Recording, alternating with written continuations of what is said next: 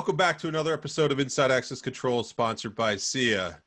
Now, it's going to be a little weird at first because you're going to see two people that do this a lot talking to each other, but I'm happy to flip the mic over to Andrew Lanning. Andrew, thank you very much for taking the time to come on, and the call to action, if you would, I put out a note saying, is anybody passionate about access control and security? Let me know, and you reached right out, so I appreciate you doing that. Thanks, Lee. Thanks for having me, man. It's good to be on this side of the screen for once. Yeah, absolutely. So if you would, for those that don't know who you are, which I don't think there's many that will, but if for those that don't, do you mind just giving a quick little introduction of who you are and some of your background? That'd be great. Love to. I have a long story, so I'll try to go quickly. I think my security world really started when I joined the Navy. Prior to that, I did a little 2-year school, studying, this will date me, but Fortran, COBOL, RPG, way back in the day after high school. And that didn't pay anything at all once you got done with that. So I joined the Navy. I was a little disappointed. Worked on missile systems, weapon systems, shipboard. That's how I got to Hawaii. And then I actually my last few years, I ended up doing military police work. So I got out of the Navy, got involved with commercial security in the early 90s. And, on the tails of the introduction of Windows 95 and back office, our industry began to mature and start writing, actual software, right? We had a little bit of other ways to interact with our systems before that. But, 32-bit software really changed the game, and, putting data into databases and all that stuff. So I tried to get this company here, it was a local company here, an alarm company, tried to get them to get engaged with system integration. I think I saw Rudy Prokopets give a talk at ISC West, and like back at the beginnings of Linnell. This would be like version 2.1 or something. And he said, everything's software and all the hardware needs to talk. I was like, there's a guy who gets it, because our shipboard systems all talk. They were all integrated, right? Weapon systems. So I tried to get this guy to start to get a integrated division going, and he just didn't get it, right? He was an alarm guy, so I, with my credit card, said I'll just go do this on my own. So I've been pretty much broke ever since. But 22 years later, my wife and I, we co-founded. The good thing was she was a great business manager, had a financial background. I was the integrator, and we built a nice little company out here. We really primarily we really grew up on Linnell's tails, by the way. On their coattails. I should say that because that product, I put in a system here for Triple Army Medical Center around the turn of the century. And that was the first time anyone in this state had ever seen, a door trigger a camera, or an intercom trigger a camera, or any kind of an integrated solution and interoperating together. And that became the model for the Navy out here, the city county government. They used to let me tour people through that facility and show them. And so that became sort of our growth momentum. And we sort of ended up primarily working for DOD, critical infrastructure, Board of Water Supply, Hawaiian Electric, companies like that. And that's our customer base today. So the thing I learned, the most important lesson that I learned is I wasn't really great at any of this. And we've managed to hire really great people that have taken all my jobs away. So today I get to work more on the industry, and I love that role. I'm happy to talk about a lot of the different seats that I fill, trying to support the industry itself, from my little chair here in Hawaii. And I appreciate this forum here today to sort of do that.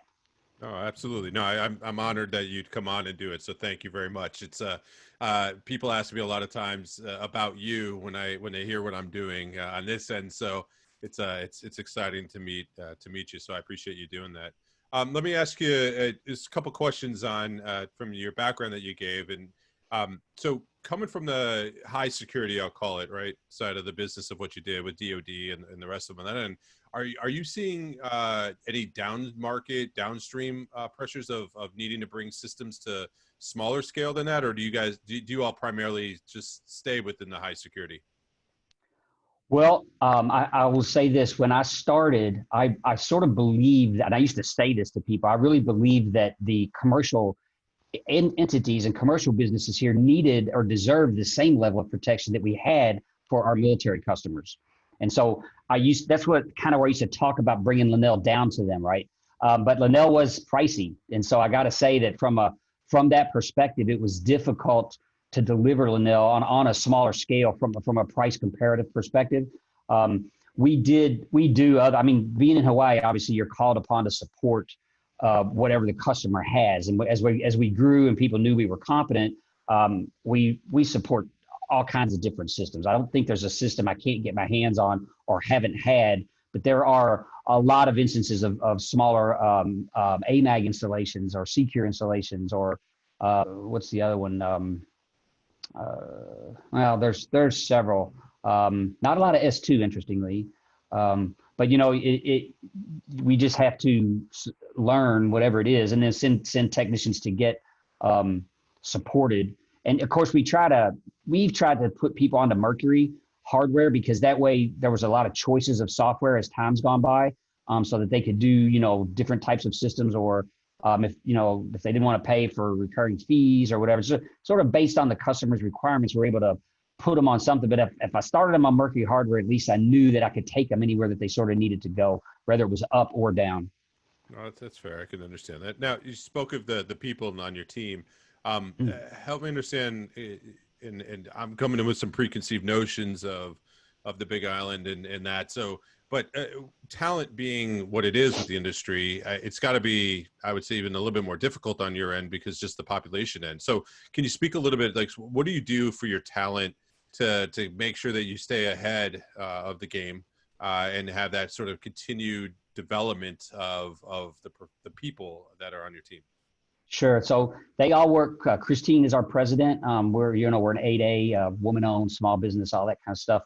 And so they all report to her. So she's sort of in charge of hiring, but our ops manager does the hiring of the technical team.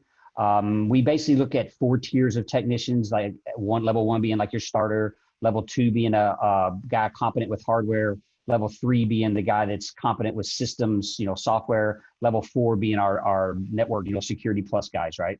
So we've got that sort of training approach built in. We do expect them to move through that fairly rapidly, maybe a couple of years. We expect them to be level 2, 3. For our early years, we used to hire a lot of exiting military because they had the skills, they had the discipline to do the work. But they didn't stay. That pressure on earnings out here is brutal. And when you're trying to raise a family, you want to get your kids in public school or in private school, it's very, very expensive. And they're making $60,000, $70,000 a year. That goes a lot further in Texas or someplace other than Hawaii. So they would move away. In fact, after about 12 years in business, we looked at our training spend. We anticipate spending about 10 grand ahead of those first few years. We had spent $350,000 on people who no longer worked for us. Wow. So that gives you an idea of what we went through. So we sort of flipped that about a decade ago into hiring, looking for local talent, taking the time to train them, and understanding that that's going to impact our growth, right? Because you can only grow as fast as you can develop good talent. So let me ask you, since you've been in the industry, I guess there'll be 2 parts to this. One, what do you love about the industry? And then number 2, what do you wish the industry would do more of? Awesome. I love the fact that the systems that we install are protecting people while we're asleep at home in bed. We don't know what lives we're saving. We don't know what bad actors we're stopping. We don't know what we're deterring, but it's happening all the time for all the work that we've done. And I think about millions and millions of dollars that we've installed over a couple of decades, and what that's doing all the time, right? So I love that safety aspect of it. I think that was born from military and the police work that I did. And then the second part was what what do you wish you'd see more from the so industry? This is why I get on my soapbox a little bit, and I'll try to keep it not a rant. As Rodney Thayer would say, what we've done, we've gotten I think lazy. I think technology has moved very rapidly. I don't think as an industry we began to adopt the best practices of technology, primarily initially related to cybersecurity, but also related to national security, in that broader perspective of understanding our role as essential services for critical infrastructure, for national security, for the protection of facilities. I'm engaged with a lot of organizations, the National Defense Industry Association, InfraGard, the National Defense ISAC, which is Information Sharing and Analysis Center, the DIBnet, which is the Defense Industrial Base Network. All of these organizations are focused on national security, many of from a defense industrial base perspective, right? So, but that dialogue, and I've been preaching this for several years, that dialogue around the defense industrial base, DHS has picked up that narrative now, and we're really in an all hazards type of environment today with national security, so that the same practices, the same seriousness, the same level of scrutiny that we expect from the defense industrial base contractors, including security contractors, is starting to flow out across all those other 16, what are called the National Infrastructure Protection Plan sectors. So we've got an opportunity, I think, to differentiate ourselves as an industry, to be a part of the national security strategy as an industry, as system integrators. The guard companies also have a role to play there as well, but we all know that we walk these sites on a daily basis. Our industry people are there, and we're taking what I call vulnerability information, and we turn that into a video system proposal, an access control system proposal, an IDS proposal, intercom. All the systems that we're proposing are identifying vulnerabilities and risks that facility has, and we don't really get that information upstream. So I'll give you this is a first. This is an industry first, and you'll get to hear it here on Exclusive. Nice. on I IAC. So I've recently I was authorized a while back through Infragard to start what's called Electronic Security Industry Cross-Sector Council. I've got advocacy through SIA, through PSA, through ASIS, and through the Electronic EAS, the Electronic Security Association, ESA. So at those four industry bodies are advocating and affiliated with the ESI-CSC. We have filled out 11 sectors currently with steering committee members from within Infragard, which has about 86,000 members. Not very many security industry folks are in Infragard. So that's a curiosity to me. But you're going to start to see the media announcements for the ESI-CSC from these other organizations in our industry that coming next quarter. So that'll be kind of cool. So hopefully that'll get more folks with our industry experience in these various sectors engaged, and they can sign up. Infragard's free to join, and we're using that because we have a secure portal to give the information that we're seeking up to the DC3, which filters it back out to the Cybersecurity and Infrastructure Security Association, CISA, which is the arm of DHS that we're wanting to help out with this effort. Awesome. Well, no, I appreciate you making the effort on that side. And yeah, I would say, it's an example, in my opinion, of a lot of these systems need to come out of the basement, if you would, and start to, as you said, mature a bit, looking beyond just the security side of what they do of, the door locking and unlocking, and starting to drive some of the conversations and having a much tighter point of view.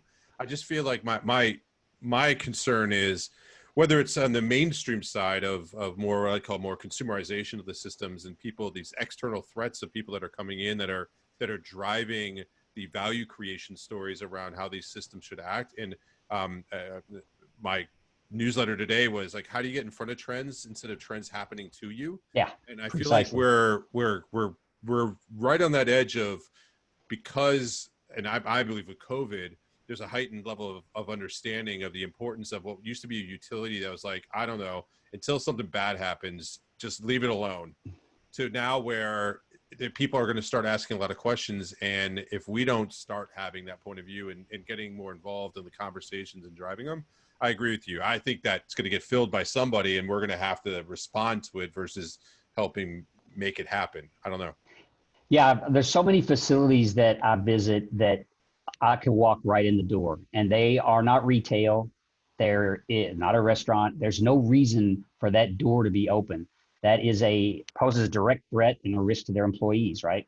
And visitor management is this piece that's been all too often. I go to a lot of facilities that have access control on the door and an intercom, everything to let me in, but then they hand me a clipboard with a piece of paper to write, for visitor management, right? And so we've because I want to say because of cost. I mean, the large enterprises, your Fortune folks, if you have some Northland folks on that work out up in the Bay Area, and that, you'll find that the large enterprises that are wealthy, really are playing a different game than a lot of the rest of the world. And that includes the military. The military has a way to gauge the risk of a facility and the folks in the facility. And so they tend to walk access control down from the risk perspective, right? So some facilities have access control on every door.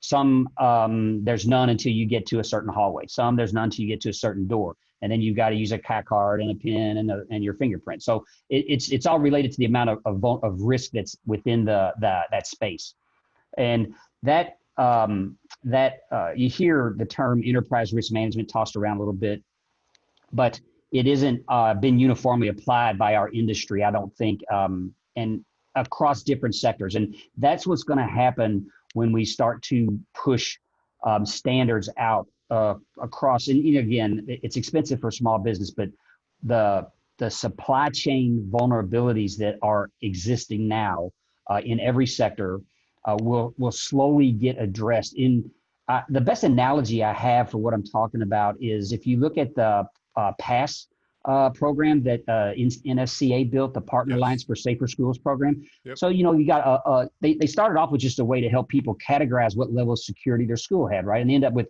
these four levels. If you look down the supply chains in these sectors with that same sort of lens, you could begin to rate their vulnerability, both physical and cyber. And that's the kind of information that DHS does not have visibility on. They have it on the tier one providers, right? Because they have a CSET tool and there's things they're doing. But going down that chain, and the only people that really have that information are the system integrators that are walking those facilities and providing proposals to those folks. And that's where we're going to be able to build some value for our industry in the national security strategy and be a partner to DHS and to the Defense Industrial Base, DCSA, those folks. I think in more of a way than we ever been. And my fear in it, because it already happened, because to your point, we didn't get in front of the narrative. My biggest fear is us being called like, oh, those are just the IoT guys, right? I call that Internet of Theft.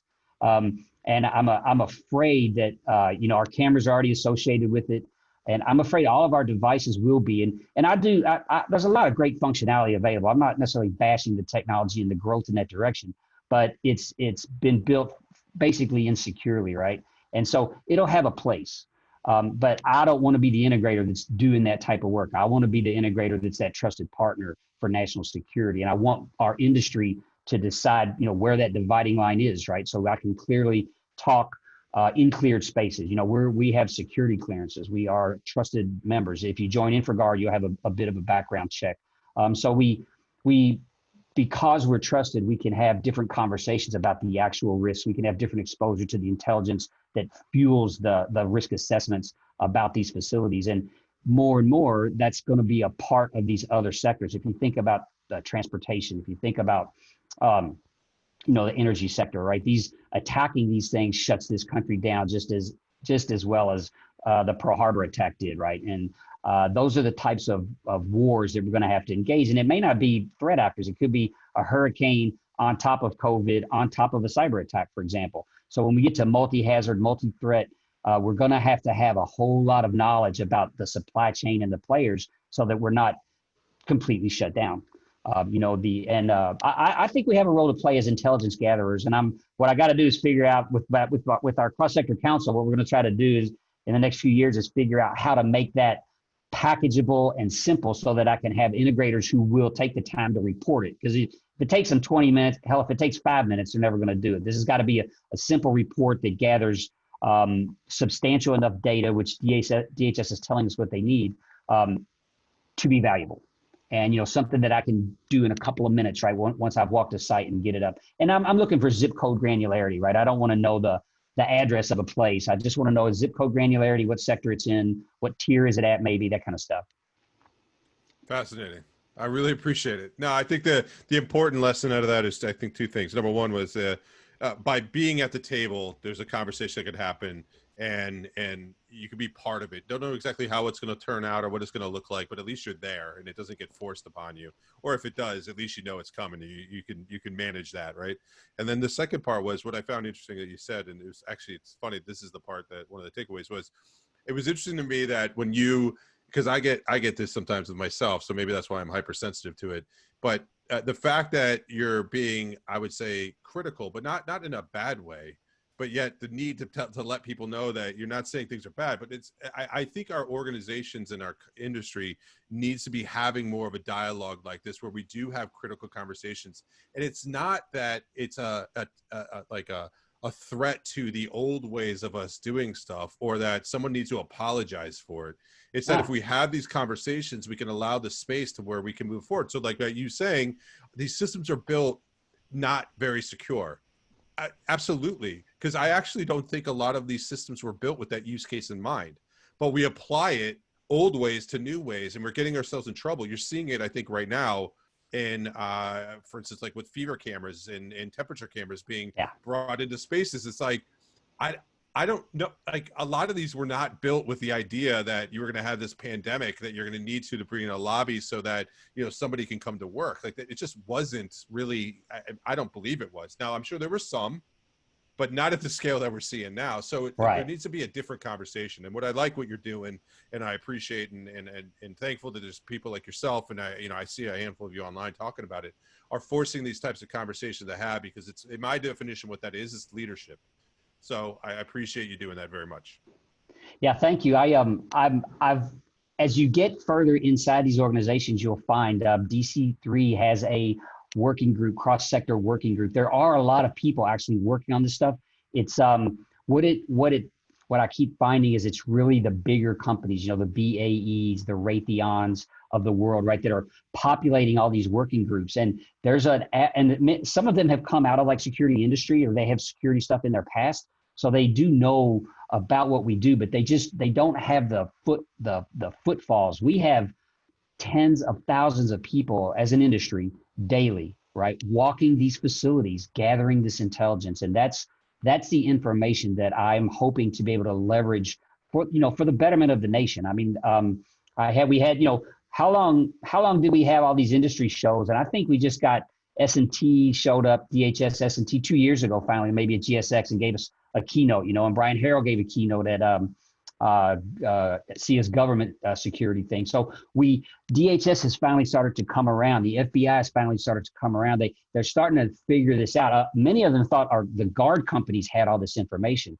They weren't aware it's the system integrators who actually go and create all these quotes and understand what the vulnerabilities are for these facilities. And those have been primarily physical in our past, but many of us are savvy enough today to look across that and to also see the cyber vulnerabilities that are there, and can at least report, somewhat generically on them. I'd like to have a score from all these sectors down 1, 2, 3 tiers below the prime, that, I've got a physical security grade, I've got a cybersecurity grade. A somewhat interesting, an aside, there was a little vindication for this program. I thought when COVID started to ramp up, there were several calls that came out just via LinkedIn for people asking, hey, does anyone know where there's a 20,000 square foot facility in this area that we could put up a temporary hospital? And you can't really put up a temporary hospital without some security wrapped around it. So it would have been great to know. And I mean, this is going out over social media, people are asking, versus somebody knowing already where this facility was. Somebody have already built the growth of this type of a situation into their planning, and knowing these are the tier 2 facilities, these are the tier 3 facilities that we're going to go turn into hospitals, or we're going to go turn into holding areas, or whatever it may be, quarantine areas. Who knows what we might need. But that knowledge isn't known. And so I think as an industry, we can help supply some of that, I hope. Absolutely. Well, this is fun. I could do this for hours, I have a feeling, with you. Yeah, I can talk forever, as most people will tell you. It's not one of my problems either. If people want to find out more information about you and your company and the things that you're doing, where's the best place to do that? LinkedIn. I mean, I'm all over it. Look me up, Andrew Lanning. Come on my show, tell your story. Go on Lee's show, tell your story. By telling these stories, we are absolutely saving lives, whether people know it or not. And we're also encouraging people to get into our industry. We've got a great industry. We're competing with other high-tech industries, and they're great industries too. But we protect lives, we save people, and that's a little bit of a differentiator in my mind. So if you're tech savvy and you want to be helpful to this country, you want to be helpful to your community, take a look at the security industry. We have a lot to offer.